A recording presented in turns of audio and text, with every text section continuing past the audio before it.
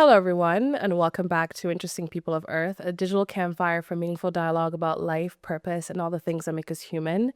Today, we have a really awesome guest joining us, someone whose story deeply resonates with me and with many of us navigating identity, culture, and belonging in an increasingly globalized world. Born in Congo to Lebanese and Egyptian parents, Rana has lived across Kinshasa, Beirut, and now the Netherlands, carrying with her stories, languages, and complexities of multiple worlds. Her journey is one of decolonization, reconnection, and radical self acceptance through food, dance, ancestry, and body wisdom. I met Rana a few weeks ago at a workshop in Rotterdam, and I was struck by how she speaks about belonging, not as assimilation, but as returning to the self. I knew right away that I wanted to continue that conversation here. Rana, welcome to Interesting People of Earth. Thank How are you you. feeling today? I'm really good. Thank you for having me. Thank you for coming onto the show. I just randomly DM'd Rana and I was like, we had a great conversation. I would love for you to come on the podcast. So I think today there's all the materials to have a really good conversation and have a conversation that I think a lot of people maybe they don't realize, but a lot of people are having, but in their own little pockets. Yeah. You know, we were just mentioning about how I'm from the African diaspora. You're from the Middle Eastern diaspora, if that's even the right terminology. But we have so many similarities Yeah. that we don't make space to kind of discover that. So I hope today we can have that conversation better. So yeah, I'll start with first question. You've lived across Congo, Lebanon, and now the Netherlands, three incredibly distinct cultures. When you think back to your childhood in Kinshasa, what do you remember most vividly about how you first understood who you were?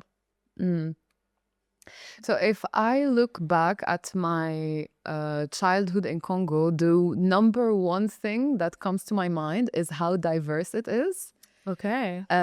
So I remember going to school with Congolese kids, Lebanese kids. I think there was even like a Korean girl with us, Spanish, like people are really from all over the world. And because as a child I was exposed to that environment, it really normalized it for me at a very young age. Okay. So actually later on when we moved to Lebanon, for example, and where people were more similar, it was a shock for me. Like, where's the culture? Where's the mix? Yes. And I think that's why like I ended up moving to the Netherlands, trying to find back that diversity in culture.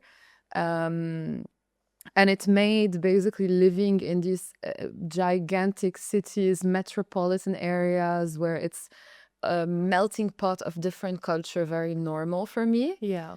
But it also did, growing up in Congo, it did shape a bit my notion of home, meaning that I knew it wasn't my country, but I still loved it. Yeah. And I was used to it. But then Lebanon was also not entirely my home and not Egypt. So there was this thing where I could sense, even as a child, that it's like I have multiple references To what home yes means. and I could understand that not everybody necessarily had that. Yeah. I can definitely relate to that. I think a lot of people that are third culture kids that, yeah, you grew up in different cultures that are so different from your original culture. And as much as, like you said, you love where you're raised, where your upbringing is. I'm sure there's an element of Congolese culture that'll always be a part of you. Yeah. But you get to choose, you know? Yeah. You're not 100% Congolese. You have all these other cultures that are very specific to you because of the mix. But yeah, when you're younger, you can definitely feel like, okay, like who am I really actually? Yes. You know? Exactly. Yeah. And you create a mixed definition Yeah. that like I'm this half Lebanese, half Egyptian kid who eats Congolese food, like wants pondu and matembele and goes to Egyptian beaches in the summer. And Yeah. that's who I am. Yeah.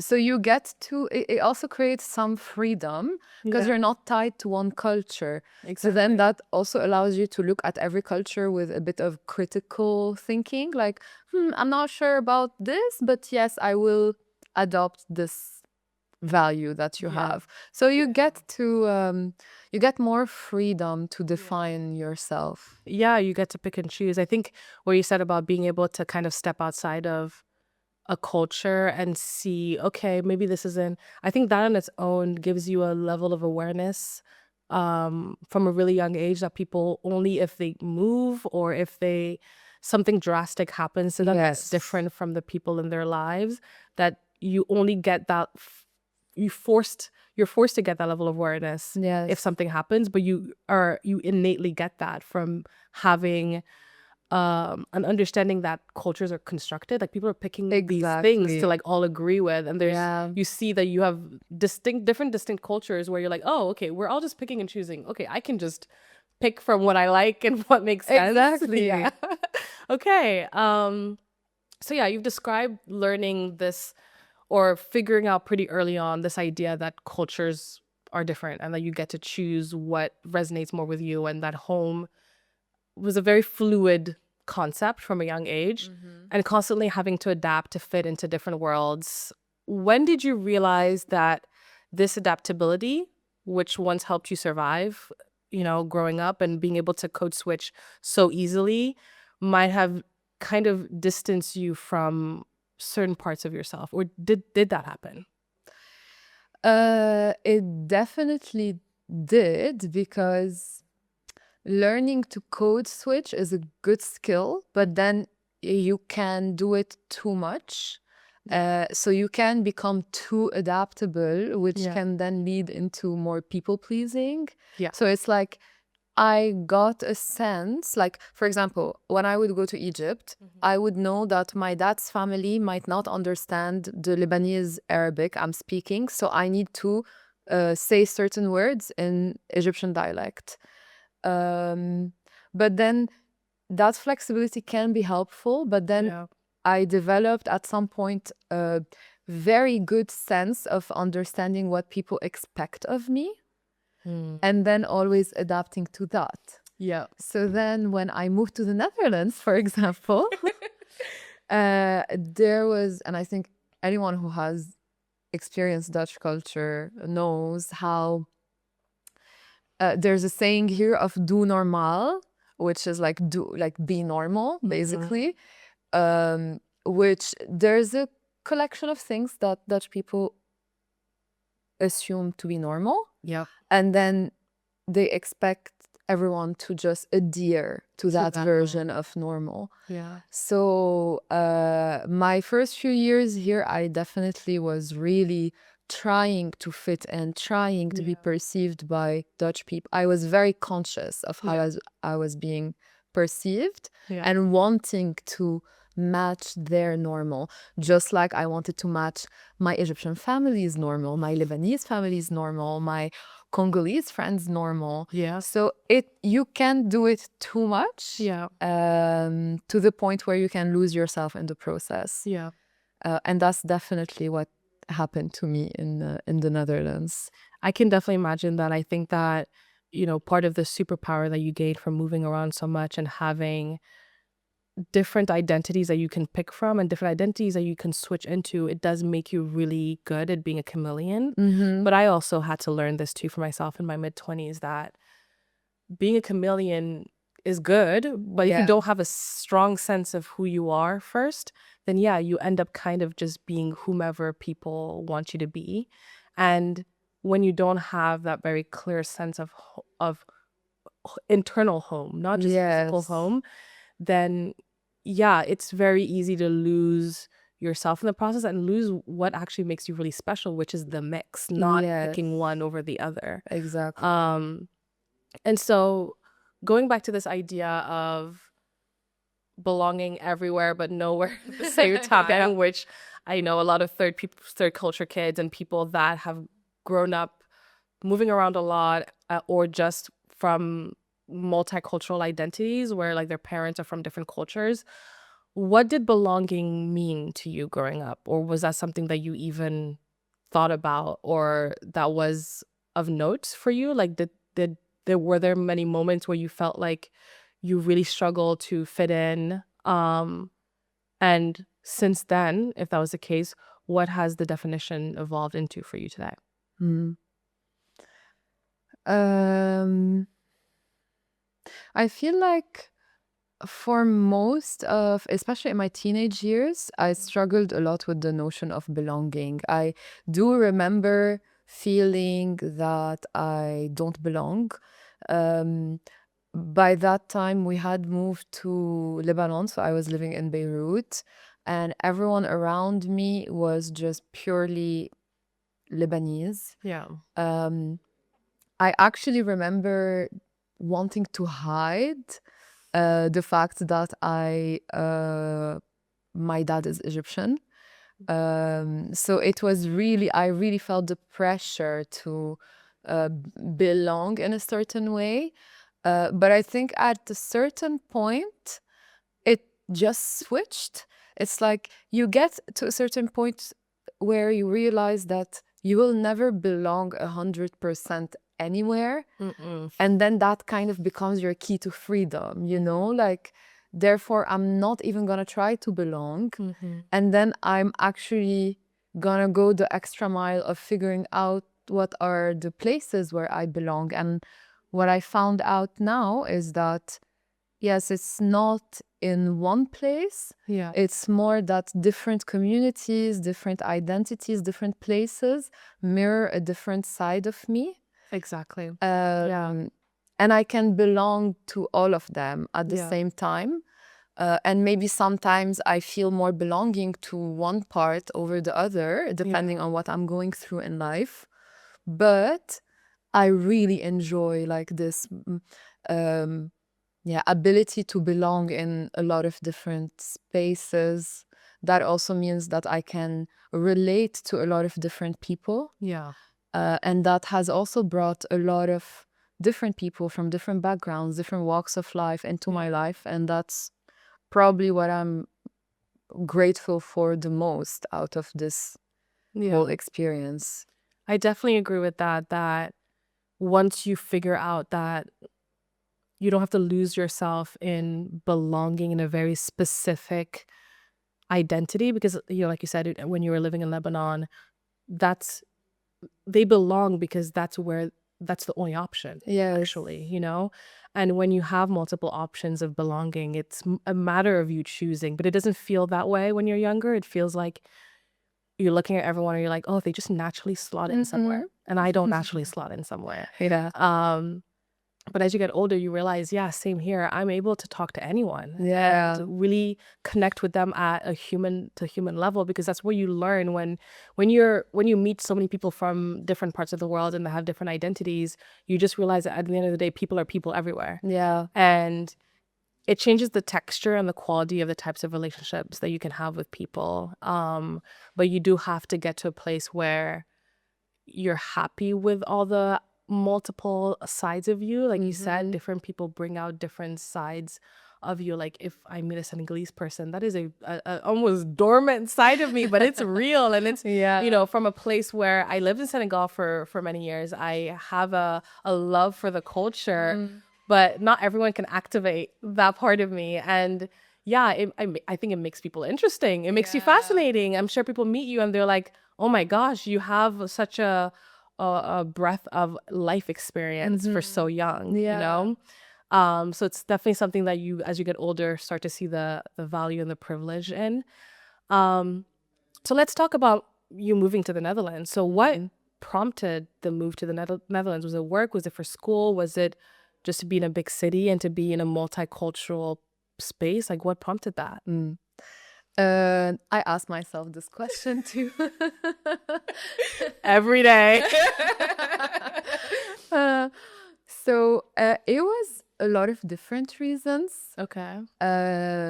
So mainly it was So I was in Lebanon, and I had the option to start my studies there. Okay. And at a certain point, I really wanted to experience like the big university, like at the forefront of my field.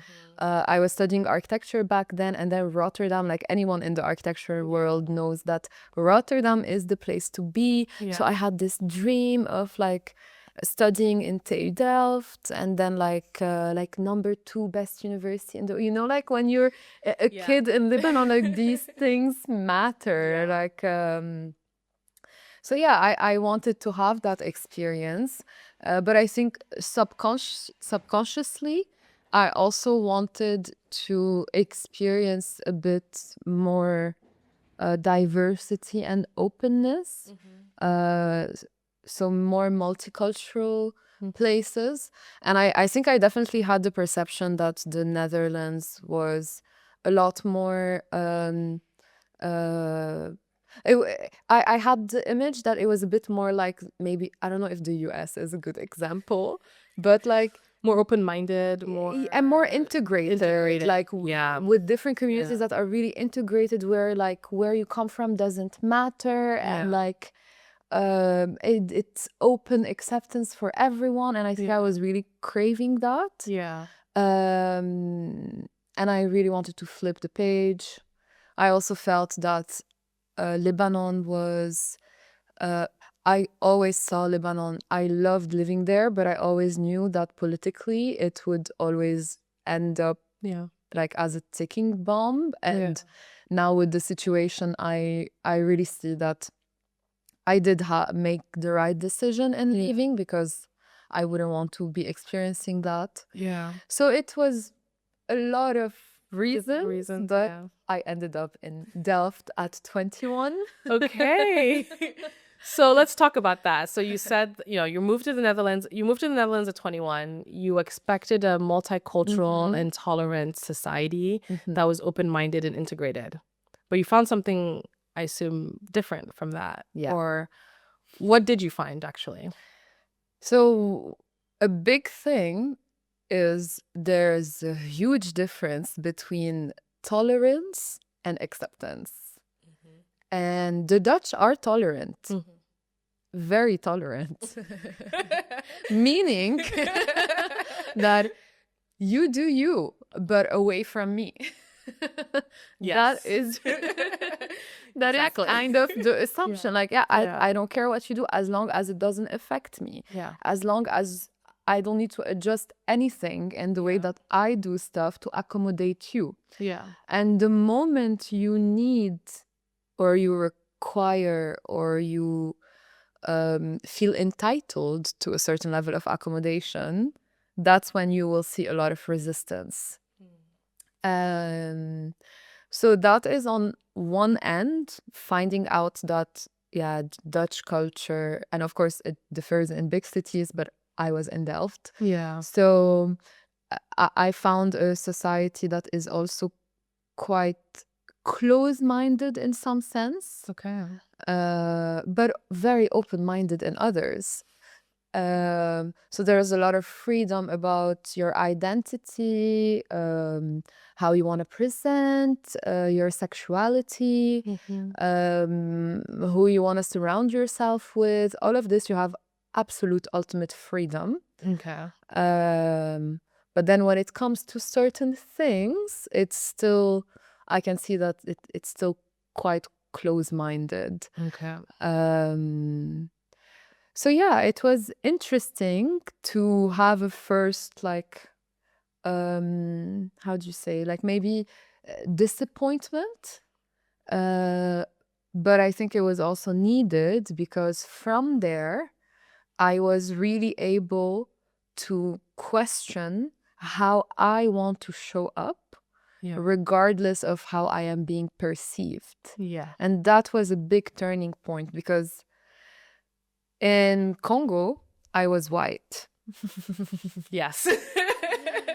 I went to Lebanon, I was that girl with curly hair. Like, why is her hair curly? Like I was more African than the rest of them, and they can see it. So I was more African. Like, And then I moved to the Netherlands, and here I am, basically almost black, And it's like Yeah. that change on the spectrum, Yeah.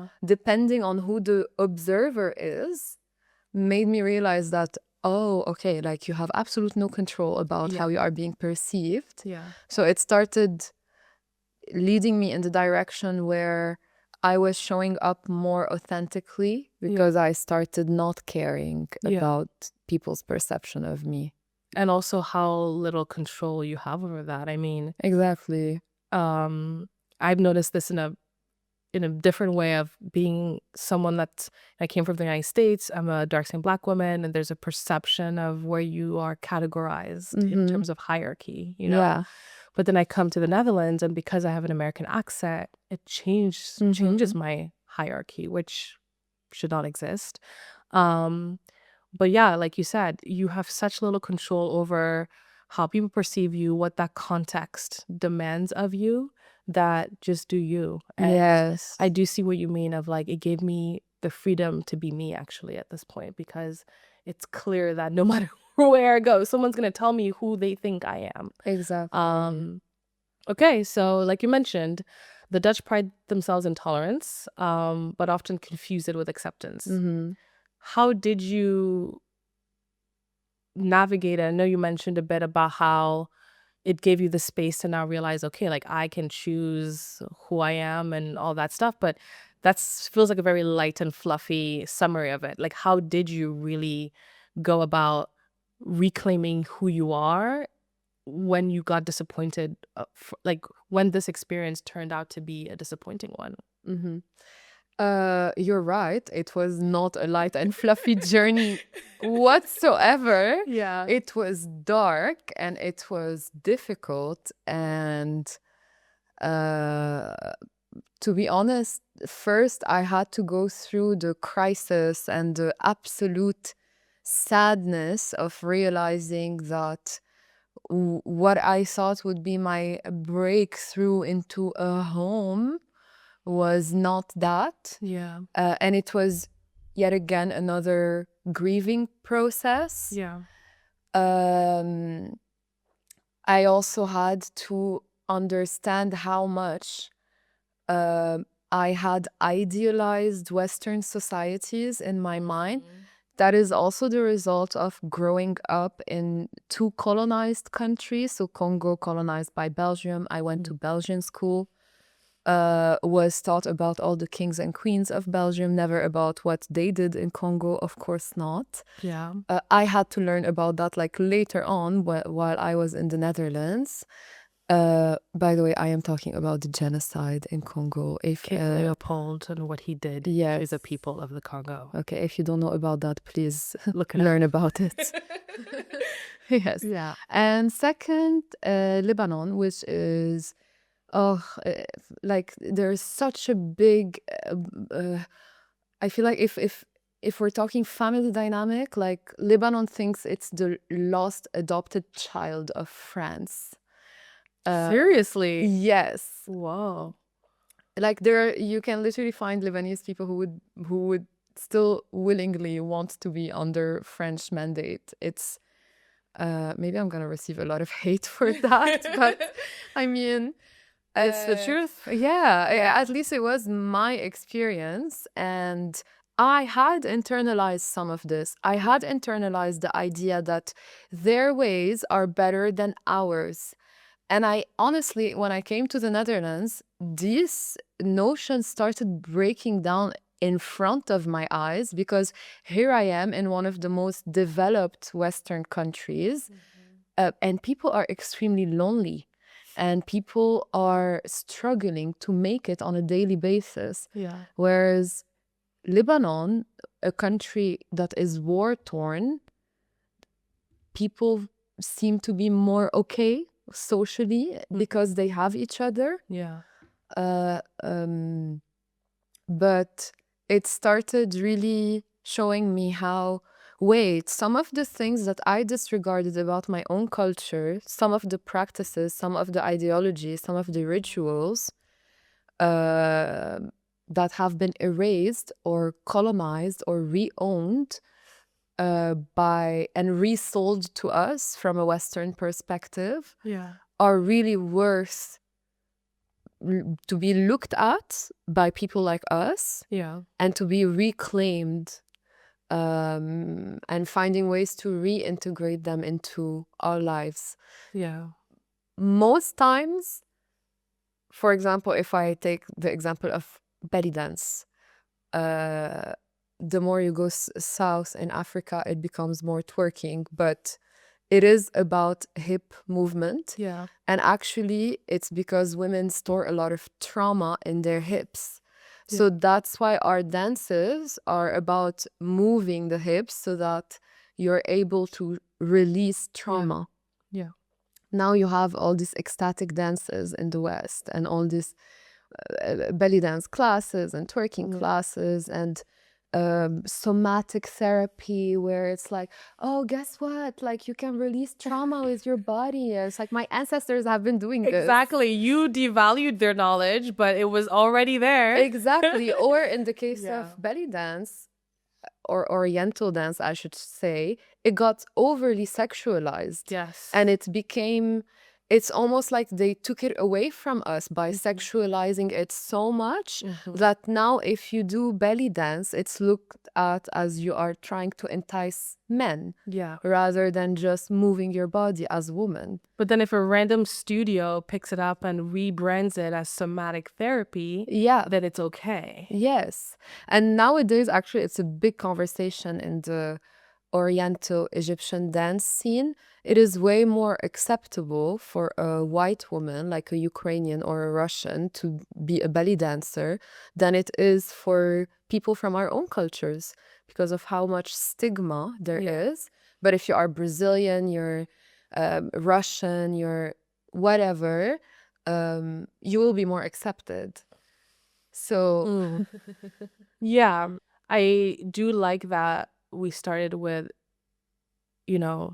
talking about it in terms of decolonization because like you said, you come to a country like the Netherlands that is so developed. yeah. On its face, everything's good, right? Mm-hmm. But people are so lonely, they're so isolated, they're so disconnected from each other. I mean, look at the statistics. Yeah. Countries like the Netherlands, United Kingdom, Australia, and the US have the highest rates of depression. Yeah. But then you go to a country like Lebanon, or you go to my home country like Nigeria, where, yeah, it's not on its face that great, but there is community. Yeah. People are connected.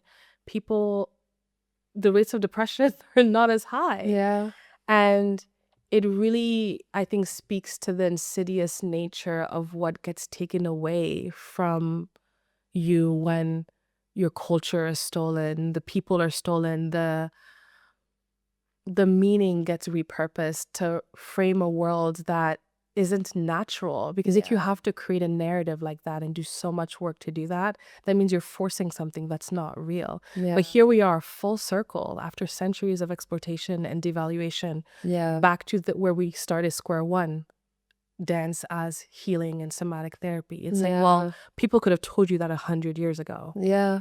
But I guess we have to go the longest way possible to learn things that our ancestors already knew. Exactly. And that to me points to truly how we all lose when things like this happen, when cultures and minds are colonized. We all lose. And so in line with this conversation on decolonization, this disappointment, it's clear, became a catalyst for you for a deeper journey, a journey that at the end of the day, you needed to go through. We all need to get to a point where we understand the things that we've internalized and how we've internalized a specific script. I mean, I lived in Senegal, and Senegal, at least when I was younger, was notorious for having a very good relationship with France and having this sort of like French is best mentality as well, that I had to unlearn on many levels from the British, from the French. And what would you say that journey of decolonization has given you in terms of understanding connection? And going back to the conversation on decolonization and the disappointment, you describe your process as reclaiming identity through the body. What did that process actually look like for you practically? I know we were just talking about how, our ancestors already knew that this type of dancing was healing and was I actually had a function beyond this thing that was overly sexualized. But for you, what was your healing journey through dance, and how did you embark on that even in the first place? So, one thing that I learned through this process is that the ancestral knowledge is in us. It's never lost, thankfully. And that means that each one of us has the ability to go within and to get access to that knowledge again. And the way that you can do that is through the body. So a lot of that knowledge is in our bodies. It's in our genes. It's in the way that it's in our languages. So it's really coded. Yeah. But you have to be intentional about going out there and like picking up the pieces. Yeah. And what I would say, if I look at, if I talk about Middle East, Levant communities, what I find really special about them is their relationship to the land and in ritualizing very basic, simple stuff. So, for example, drinking coffee, the women would gather in the morning, drink coffee, and then flip the coffee cup and then do like a bit of a reading about your future in that coffee cup. Yeah. Egypt is very much about dance, music, art, expression, Yeah. sense of humor, comedy. And Congo is, to me, is maybe the most grounded out of these practices because there's a lot of things that they didn't manage to erase. Like the colorful clothes, the food, the specific flavor combinations. And a lot of my work has been about reintroducing this ritualized way of life into my day-to-day. Okay. So from bringing back flavors, learning to cook my grandma's recipes, to being intentional about sharing my culture by inviting friends over and modeling the type of hospitality that I have experienced in my countries, allowing myself to dance and move again, allowing myself to really de-shame also. So to I remember the first time I put music and I started dancing, I felt like, oh my God, is anyone seeing me right Yeah. now? Or I would feel self-conscious every time I felt, oh, I'm coming across as too sexy. I shouldn't, So there was a lot of talk in my head the first few times. Yeah. So it's also about noticing what comes up and reclaiming it, re-owning it, finding a way to stay true to what you think rather than all the messaging you have received Yeah. from the outside. I love that. I love that you really point to a piece of mental decolonization that is about shame. I think a really easy way to control people is to make them feel ashamed. Yeah. And being able to reclaim something that you were, whether overtly or indirectly, made to feel ashamed of is a huge step. And I think for many of us that are looking to mentally declutter ourselves from stuff that we didn't choose is it a big first step. Yeah. Because a lot of what people talk about when they talk about internalized X, Y, and Z, I believe is just shame. So we just talked about dance, which thank you for that. Egyptian dance, Lebanese food, African dress, each one of these things are more than just aesthetic, as we just mentioned with dancing. They are practical healing reasons for the type of dance that we have. They're a collective memory, movement, and even a form of reclamation in some cases. And how did these practices, more than just dancing, but you mentioned cooking your own food, and you haven't mentioned quite yet about dressing, but we can talk about it a bit more. How did those things reawaken certain parts of you? I know for you, probably at the beginning, it was all about going through the motions. And you just mentioned even the first times you were dancing, you noticed things come up. But how have you been able to manage that? What else has come up for you in that time? I think the biggest part was I, um, as an Arab woman who comes from a majority Muslim country as well, um, one thing I noticed when I came to the Netherlands is how I was perceived as that, and how people here have certain image of what an Arab woman is, and they think that you have suffered in your country and that you came here for freedom. That's the story. And I think before I used to really intentionally try to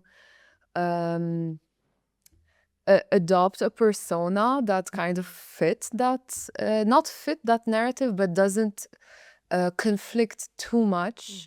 So it would be like, look, yeah, I'm open-minded. I'm just like you guys. Yes, I can stay at like Friday Boral thing. Fun. But Yeah. yeah. But then actually going from that to becoming really proud of who I am, and not minding becoming like showing up or presenting as even more Arab. So whether that means dressing up a certain way, putting on jewelry that represents my culture, wearing African pani, so many things. Also, like defending certain opinions that are not popular in the West, standing up for or starting conversations about, for example, colonization that makes the average Dutch person really uncomfortable. Talking about inclusion within a corporate environment, for example. So really, I went from wanting to hide who I really am to kind of stepping really into my identity and being able to show up with a lot of pride in who I am. And that's a completely different energy. 100%. And that also makes people react to you in a completely different way. 100%. Yeah. What were people's initial reactions when you started to feel more comfortable yourself? I mean, of course, the reaction was varied. I think with anything that is bold, you're gonna find people who are gonna applaud you and people who are gonna be a bit shocked. Yeah. For example, I had to navigate very difficult conversation in my mostly Dutch corporate environment, where for Eid, for example, I went wearing a abaya. And they did not like that. So we needed to have that conversation. Oh, wow. So it was also about understanding that, yeah, if I come to the office wearing henna, it's gonna make certain people uncomfortable. Yeah. And rather than running away from these conversations, actually having those conversations and really being able to guide people through those conversations. Like, okay, what about this is making you uncomfortable right now? Can we like get to the bottom of it rather than you requiring me to change the way I am presenting for your comfort? Yeah. And that's usually a very different conversation or a different approach than like, okay, sure, I will not wear abaya anymore. Yeah. And it's definitely, from the conversation we were having of, you reclaiming your identity and becoming more essentially authentically yourself, a part of that is you don't want to lose that even when you go to work. It's not Yeah. that you're being offensive or that you want to be intentionally contrarian, but they're also asking you to curtail a lot of your own identity and to make other people comfortable. So it's either my comfort or your comfort. Yeah. It shouldn't be that way. And I think you speak really beautifully about de-shaming the parts of yourself. And you and your ancestors were taught to hide. Our ancestors were taught to hide. Yes. What did that de-shaming feel like emotionally? Because right now we're just talking about how you're having to have these conversations with people and navigate people's discomfort with just you being yourself. What through that process did you not just have to unlearn, but what profound realizations, let's just say, did that give you? Like, because we're talking about this, we're very like, well, I did this and this happened, but I want to talk about like your emotional world navigating this. So first is that the healing or the de-shaming came in layers. And it didn't happen. It wasn't like you draw like in a Like today I am me and it Yes. doesn't matter anymore. No, yeah. Exactly.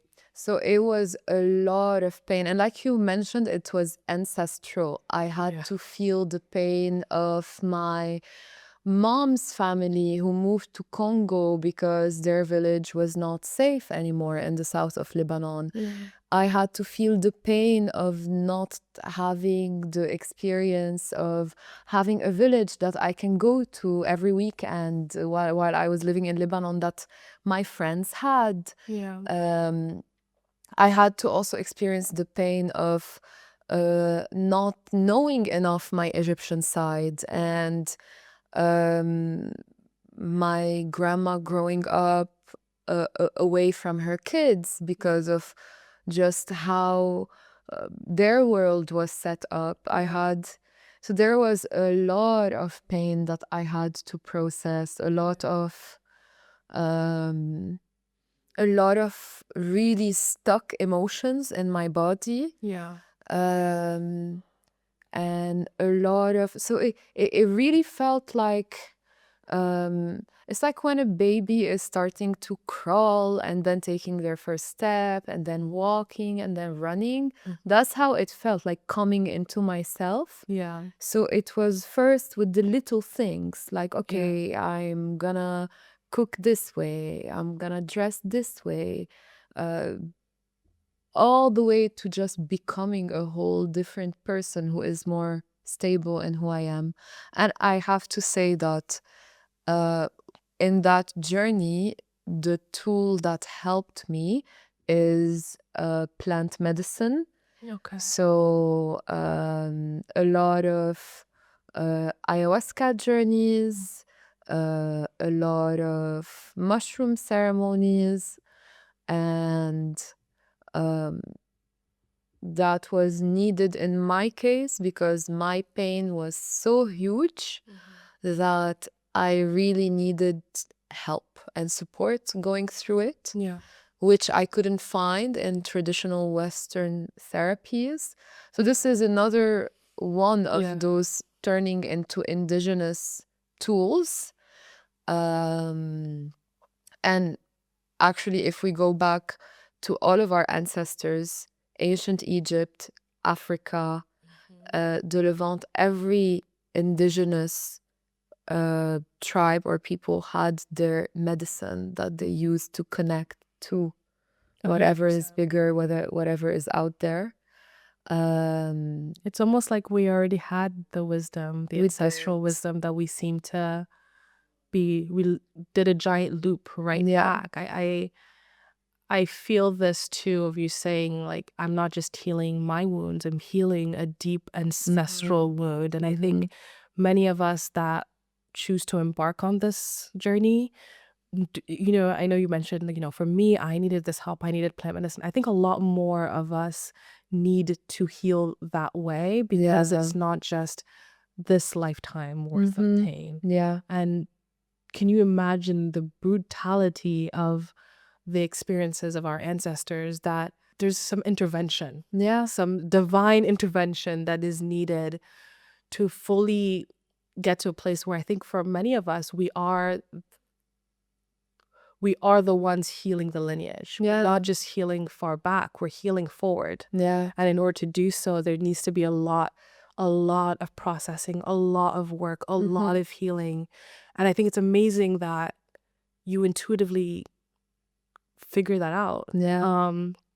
I think there's something really important right now at this time that we're in, where a lot of people are waking up to this in separate pockets, and they don't understand why they feel called to this Yeah. level of healing. But I think our ancestors tapped us. Yes. They said, It's we couldn't do time. it, but it's your turn. Yeah. You know, step into the ring. Yeah. And I think it's amazing that we can talk about this. Like, you know, you're from a completely different culture than I am, you know, but it's the same wound. It's the same work that needs to be done. Yeah. And I think this can apply for everyone that is like waking up to the fact that we have been socialized in a very, very, very strange world. Yeah. And I think it's really, really beautiful that we've all many of us have come to this realization independently, but together. Yeah. And so I want to talk a bit more about reclaiming and belonging. And, you know, you said that belonging is not assimilation. And I love that. How do you now then define belonging after all these transformations? Actually, also hearing you recap this, you know what it comes down to? When you meet a person that is different than you, whether it's physically, whether it's the way they think, whether it's whatever it could be, it's to be able to meet that difference with curiosity rather than fear. Yeah. And that, if we manage to do that, that would solve already 99% of people's problem. What do you mean, not live in a fear-based society? How will they control us? Exactly. Yeah. But I really feel like something, you know, like these first two humans that were different and that met each other and decided, oh, you are different, therefore you are a threat. That's where it went wrong. In that exact moment. Yeah. And then going back from that to a more oneness, which is also, by the way, the message behind ayahuasca. It's also to go back to that oneness. We are all one. We are all just different variation of the same thing, which is to be human. And why is it that if I meet someone that has different hair color, skin color, or eye color than me, I all of a sudden I don't know how to talk to this person. Exactly. Which is, I think, very much the experience with Dutch people, being afraid of saying the wrong thing or being afraid of offending you. So then they don't really engage in the real conversation and really getting to know you, getting to know your culture. There's not enough curiosity. And I think for me, belonging is any time we belong to each other when we can create this relatability rather than focusing on what separates us. So what is it that we have in common? What is it that makes us not so different from each other? And I think there's so much more beauty that can come out of these types of conversations rather than just focusing on picking whatever is making us different as if that is a bad thing. I feel like, I mean, I remember just being in elementary school and being taught to spot the difference. I think there is a learned thing there for us to always be scanning for how difference is a threat. And I love you talking about curiosity rather than fear. And you know, when you go to a Western world, the Western country like the Netherlands, the society function and runs off of fear. And it really makes you wonder, you know, who does that help? Actually. And I love that you talk about belonging as like, you know, moment to moment, person to person. I mean, at the end of the day, we are all skin and bones. All the colors have just been confused. And at the end of the day, and this is something that we are so lucky to realize, because we've grown up around the world, that people are people. You go to the southernmost part of the world, or the topmost part, people are people. We Yeah. have the same needs. We have jokes, we eat food, we love our families. Like we people are people everywhere, and we do tend to overcomplicate it a bit Yes. when we are trying to, you see this sort of meme of someone that's like trying to fit in with the cultured person or vice versa. It's like, you don't have to do all that. Just be yourself, and Yeah. people will feel that. And I think it's an insight. It's a beautiful insight, but it's also an insight that I do recognize we are extremely privileged to have that, to get to see that, because a lot of people don't get to see that. Most of the world is kind of the same. Yeah. And so going into belonging and community, and I think that that's, at least for me, where I'm at. I spend a lot of time doing the inner work alone. You spend a lot of time doing a lot of work, but the next step is, how do we reintegrate? How do we then find our people? How do we coalesce around something? And so in this season of your life, what does community mean to you? And especially as someone who's lived in so many worlds, what does a community look like for you? Yeah. It's really interesting that you say you've done most of the work on your own and now looking for integration. I remember reading somewhere that actual healing only happens through connection, because the hurt or traumas are usually a result of disconnection. So it's actually impossible to heal without being in community. And my first exposure to that was having to do ayahuasca journeys in groups.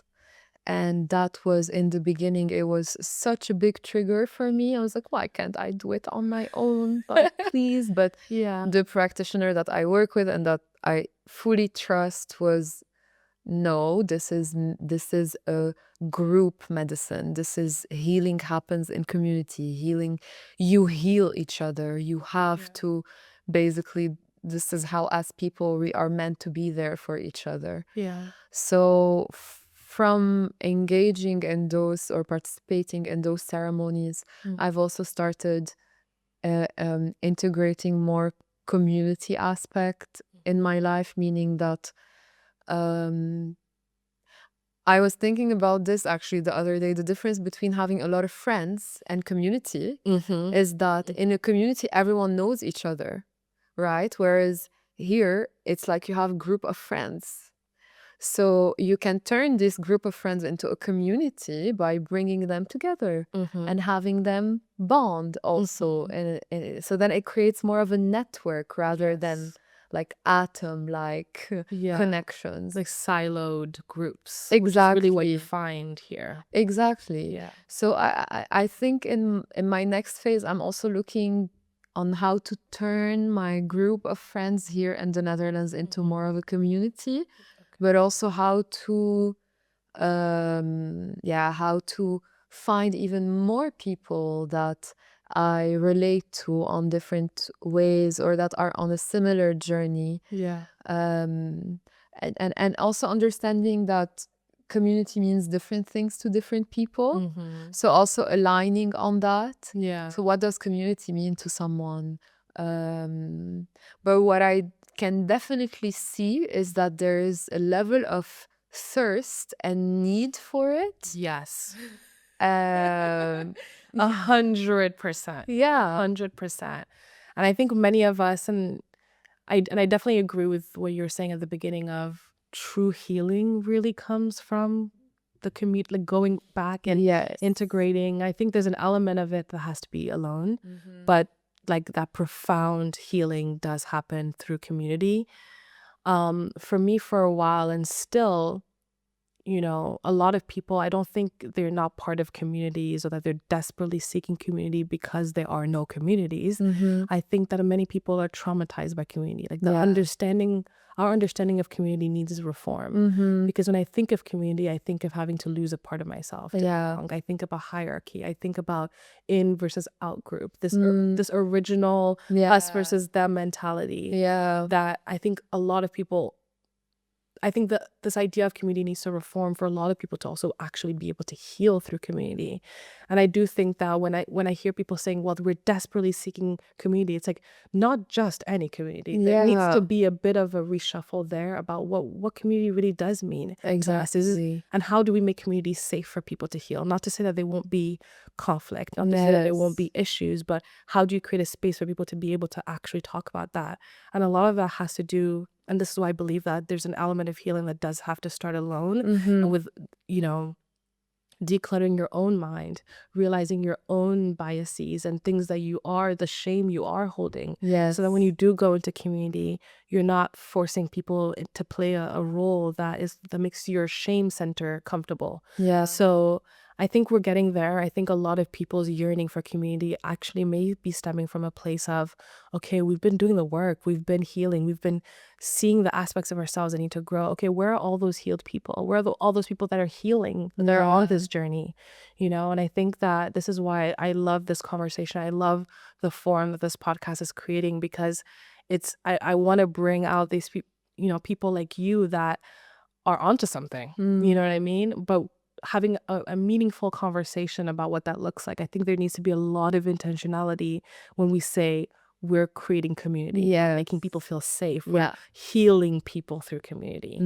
And speaking of community, and speaking of how communities can make us feel small when not intentionally done, many of us struggle with this feeling of being too much or not enough for any one place, and we definitely know that feeling.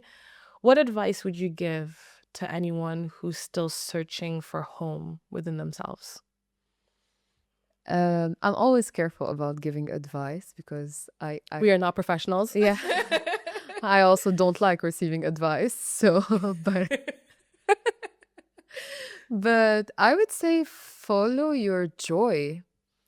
Follow the things that make you feel happy, good, content, whether it's a scent that you like and that you decide to spread all over your house, whether it's wearing weird makeup and deciding that's your face for the day. Exactly. Whether it's eating certain food, singing, going to a party, whatever it is, it can be anything.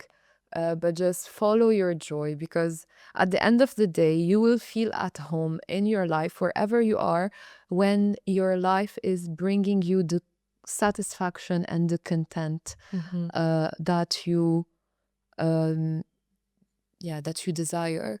And there was a time where I couldn't find my joy, but then a very wise person told me to follow just a better feeling. So that was just relief for me. So whatever would give me relief. And then it went from relief to, I feel okay, like not joyful, but just okay. And then from feeling okay, you can find the next thing that makes you feel a bit more uplifted. And then one day you will find the thing that brings you joy. I love that, because whenever people say stuff like, do the thing that brings you joy, it's like, okay, what does that tangibly mean?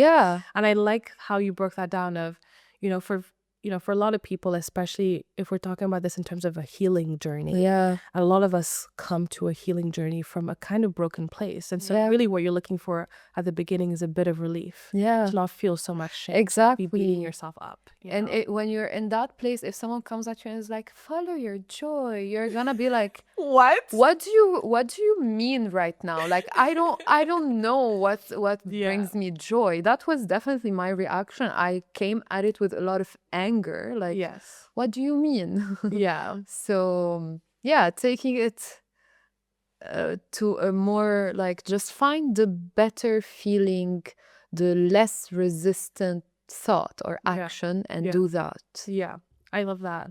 You've called being a misfit a blessing in disguise in our earlier conversations, and in a way, a doorway to freedom because, similar to the advice you just gave, follow your joy, follow what makes you feel relief, what makes you feel good. That may not really connect with the people around you. And for you, as you become more authentically yourself, you've had to Mm-hmm. have some conversations with people about how you show up. But tell me more about that in terms of freedom. How has that, although it's come with maybe more judgment or a stronger reaction to you than just fitting in and adapting, what has that freedom unlocked for you actually that has made it worth it? I think the biggest thing is that I feel like I am on my own side. So it's really my Mhm. freedom means that I can decide for myself what is right for me Yeah. and not have outside noise um, come in between me and myself. Yeah. So I get to choose what my identity is. I get to choose how I present that. I get to choose what conversations I want to be having, the places I want to be in. So it's a very empowering position to be in. Mhm. And from that empowerment, you can really feel free because you're not tied up or put in a box. Mhm. And it actually gives me so much pleasure when I can see people struggling to put me in a box. Like you can Yeah. see the system error Like, happening. what Like, am I what? dealing with here? Exactly. And it's like, Yeah. oh, did I confuse you? Great.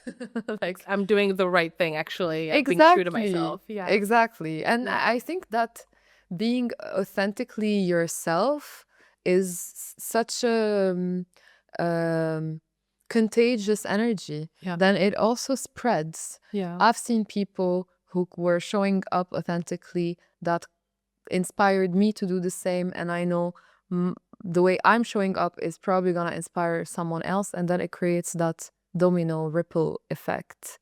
Exactly. And I love that something that maybe comes from a place of shame and discomfort can actually be the path towards liberation. When people say stuff like, "What to be cringe is to be free," Mhm. and it does feel a bit awkward at the beginning. You're like, okay, like I'm gonna step more into myself. But just to close up a little bit, or to, as we're getting to the end of the podcast, I just want to ask one last question. Mhm. If you could speak to the 21-year-old you that moved to the Netherlands, freshly arriving, what would you tell her about belonging and what advice would you give her?